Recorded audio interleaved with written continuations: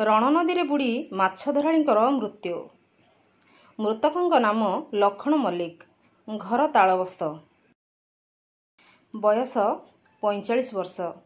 से तालबस्त ग्राम निकटरे रणनदी रे माछ धरुथुवा बेले घटिछि एभଳି अघटन। ग्राम लोकଙ୍କ द्वारा उद्धार करा जाई पोस्टमार्टम पई बांकी मेडिकल रे भर्ती होइछन्ति। परिवार रे शोकर छाया खेली जाइछि।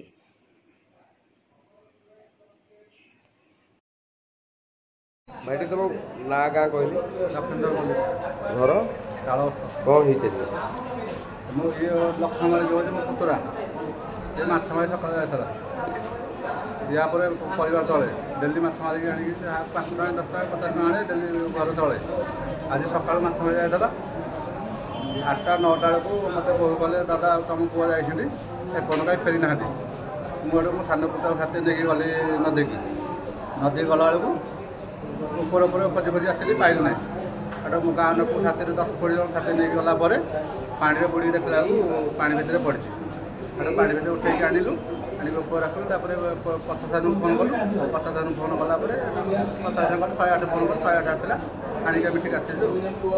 अभी कौन तांते अछि माने कोन करछि आज्ञा सी केमती अछंती बर्तमान मृत अवस्था कौन चाहछन्ते अपन आम चाहूँ आम गवर्नमेंट जो संस्था कौन किसी अच्छी जदि आम पिला मिलते परिवार उपकृत हो पारते ये आम ये चाहूँ आउ तो सी तो गला आम तो किसी ना ना जदि किसी गवर्नमेंट दे पारे किसी संस्था अच्छी किसी ना पिला चली पारे।